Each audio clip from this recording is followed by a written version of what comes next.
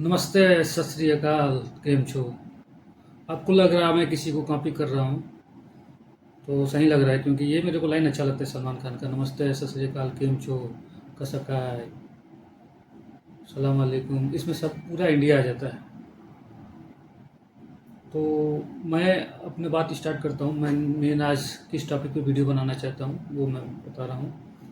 अब एक कहावत है, बहुत पुरानी कहावत है। गांव में अक्सर लोग बोलते हैं, यूज करते हैं। जैसे अगर व्यक्ति इंसान का इज्जत घर में ना हो, अपने घर में नहीं हो, तो उसका बाहर भी कोई इज्जत नहीं करता है। और यही हो रहा है आज हम इंडियंस के साथ दूसरे कंट्रीज में। आपने देखा होगा कि कुछ समय पहले ही अपने भारत देश में ही एक राज्य के लोग दूसरे राज्य के लोगों को वापस भेज रहे हैं। वो चाहते नहीं हैं कि उनके राज्य में जाके वो काम करें, नौकरी करें, क्योंकि उनकी वजह से उनकी नौकरियां चली जा रही है, वो नई जॉब पा रहे हैं। या बाहर से, जैसे बिहार से, यूपी से हो गया, ज़्यादातर बिहार यूपी बदनाम है कि सस्ते में लेबर जाके पंजाब में, महाराष्ट्र में, साउथ के स्टेट में काम करते हैं, जिससे वहाँ के लोकल्स को प्रॉब्लम होता है। उनको उतना अच्छा सैलरी नहीं मिल पाता और ये लोग कम पे ही काम कर लेते हैं, तो एक प्रॉब्लम है।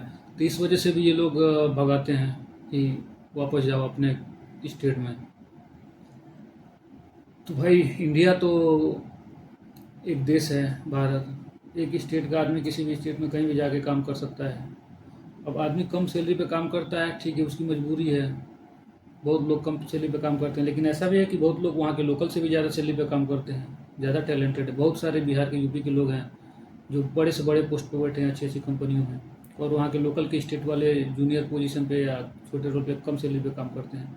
तो पर्सन टू पर्सन डिपेंड करता है। सारे कहते हैं ना, all fingers are not equal, सारी उंगली एक बराबर नहीं होती। तो ये है। अब मैं ये बात क्यों कर रहा हूँ, क्योंकि सेम जब अपने ही कंट्री में एक स्टेट वाले दूसरे स्टेट वालों के साथ भेदभाव करते हैं, उनको वापस भेजना चाहते हैं कि अपने स्टेट में काम करें, यही सेम मूवमेंट अब इंडियंस के साथ दूसरे कंट्री में स्टार्ट हो गया है। अभी कुछ दिन पहले ऑस्ट्रेलिया में गो इंडिया बैक का मूवमेंट चला था। काफ़ी ऑस्ट्रेलिया में वहाँ के लोकल्स सब निकल के रोड पे आ गए थे विरोध करते हुए। फिर अमेरिका में हुआ।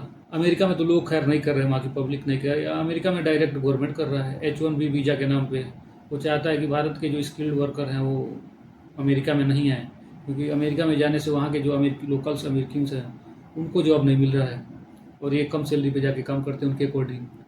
क्योंकि उन वो लोकल के हैं तो उनको हाई सैलरी भी चाहिए। इसमें कंपनियों का बेनिफिट है, खासतौर से IT सेक्टर में सबसे ज़्यादा इंडियन से भरे पड़े हैं। तो एक रीज़न है कि ये बाहर के लोग भी अब सेम वही काम कर रहे हैं जो कि हमारे इंडिया में अपने स्टेट वाले दूसरे स्टेट के साथ करते हैं। अब ये है कि चलो ठीक है, इंडिया में ज़्यादातर ये था कि बिहार यूपी के लोग उधर हैं तो उनके साथ होता है, लेकिन बाहर में दूसरे कंट्री में, अमेरिका में, ऑस्ट्रेलिया में, इधर तो ज़्यादा, तो साउथ इंडिया से, महाराष्ट्र से, गुजरात से ज़्यादा इधर के लोग ज़्यादा हैं। तो मतलब टिट फॉर टैट हो गया। तुमने जो दूसरों के लिए किया वही अब तुम्हारे साथ हो रहा है किसी और के थ्रू। तो कहना साफ है कि ऐसी चीज़ों को हमें नहीं करना चाहिए। हमको यूनाइट होकर रहना चाहिए अपने कंट्री में। हमारा किसी भी एक स्टेट का आदमी किसी भी स्टेट में जाके काम कर सकता है, उसके साथ कभी कोई भेदभाव ना करे। नहीं तो क्या पता जो चीज़ें आज ऑस्ट्रेलिया में हो रही है, अमेरिका में हो रहा है, वही आगे जाके यूरोपियन कंट्री में, वर्ल्ड के बाकी भी कंट्री में हो जाए, तो फिर क्या करेंगे? मतलब जितने लोग इंडिया में काम नहीं करते हैं, जितने लोग इंडिया में जॉब नहीं करते हैं इंडियंस, उससे ज़्यादा तो मैं देख रहा हूँ कि बाहर निकले हैं, अलग अलग कंट्रीज में। हम लोग को कहा जाता है कि इंडिया IT का एक्सपोर्टर, बड़ा एक्सपोर्टर है। IT मेडिसिन तो खामोखा बदनाम है। एक्चुअल में सबसे ज़्यादा एक्सपोर्ट तो मैन पावर करते हैं। हमारा मैन पावर, मतलब वर्ल्ड के किसी भी कंट्री के कंपैरिजन कर लें तो उधर के जो लोग हैं ना, उतना विश्व में वर्ल्ड के दूसरे दूसरे देशों में जॉब नहीं करते होंगे, काम नहीं करते होंगे जितना हम इंडियंस करते हैं। तो इस चीज़ों को देखना पड़ेगा सरकार कैसे हैंडल करती है। अभी तो H1B वीज़ा का बवाल चल ही रहा है। जो फीस पहले $5,000 था, बढ़ा के $1,00,000 कर दिया। तो नए लोग तो जाना तो मुश्किल ही है, कंपनियां हायर ही नहीं करेंगी क्योंकि उनको कॉस्टिंग ज़्यादा पड़ेगा। अभी इसी बीच में आया कि एक्सेंचर और TCS, जो कि वर्ल्ड के सबसे बड़े IT जाइंट्स हैं, 12,000 13,000 एम्प्लॉइयों को निकाल दिया। बाकी कंपनियां भी फॉलो कर रही हैं सेम थी। दूसरा बड़ा रीजन है AI, आर्टिफिशियल इंटेलिजेंट। AI के आने की वजह से काम ऑटोमेशन में चला जा रहा है। मतलब जो काम 5-10 लोग मिलकर करते थे, एक आदमी कर सकता है। तो ऐसे भी एक रीज़न है जिसकी वजह से जॉब कम होने वाला है। आने वाले समय में बहुत लोग बेरोजगार होने वाले हैं एआई की वजह से।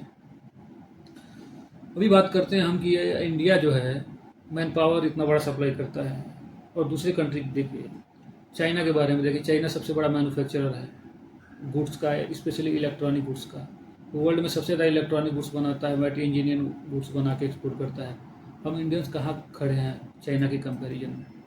चाइना के अलावा और भी देख लीजिए आप, वर्ल्ड के टॉप 5 टॉप 10 एक्सपोर्टर निकालें तो उसमें हम कहीं नहीं हैं। एक आईटी मेडिसिन थोड़ा सा है जो थोड़ा सा मैनेज कर रहा है, लेकिन वो भी इतना नहीं है कि बाकी कंट्री के कंपैरिजन में हम बोलेंगे कि हमारा एक्सपोर्ट उनके इक्विवेलेंट है, उसके आसपास भी है। तो ये एक बहुत बड़ा रीजन है। गवर्नमेंट अब इस पर फोकस कर रही है धीरे धीरे, एक्सपोर्ट पे कुछ स्कीम ला के उसके थ्रू एक्सपोर्टरों को बढ़ावा दे रही है कि अपना माल दूसरे कंट्री में, जो कई सारे कंट्रीज़ के साथ एफटीए कर रही है, फ्री ट्रेड एग्रीमेंट। तो ये आगे जाके बेनिफिट मिलेगा, लेकिन फ़िलहाल तो अभी तो उसका ज़्यादा बेनिफिट नहीं मिल पा रहा है। दूसरा सबसे ज़्यादा हमारा एक्सपोर्ट अमेरिका के साथ होता था, तो उसके साथ तो टैरिफ का बवाल चल ही रहा है अलग से। जहाँ पे कोरिया सेमीकंडक्टर में मास्टर है, अब हम भी सेमीकंडक्टर में हमारी गवर्नमेंट काम कर रही है, अच्छा बढ़ावा दे रही है, लेकिन ये काफ़ी लेट स्टार्ट हुआ है। थोड़ा और पहले होता, 10-20 साल पहले तो आज एक पोजीशन होता, भारत का भी अच्छा पोजीशन होता। अभी साउथ कोरिया जो है सेमीकंडक्टर में नंबर 1 पे है। German engineering goods, engineers, best engineers के लिए जर्मन कंट्री ऑलरेडी फेमस है, और इंजीनियरिंग गुड्स के लिए भी फेमस है, तो वो नंबर 1 पे है। जापान मशीनरी सप्लाई करने में, एक्सपोर्ट करने में, बनाने में नंबर 1 पे है। तो अगर हम वर्ल्ड की बात करते हैं कि वर्ल्ड की 4 बड़ी इकोनॉमी हैं, तो इन चारों में एक्सपोर्ट में कहीं भी नहीं है, मतलब वर्ल्ड टॉप 4 में है ही नहीं, कोई हमारा आइटम नहीं है जो नंबर 1 पे हो एक्सपोर्ट में। तो अभी बहुत ज़्यादा मेहनत करने की ज़रूरत है लोगों को।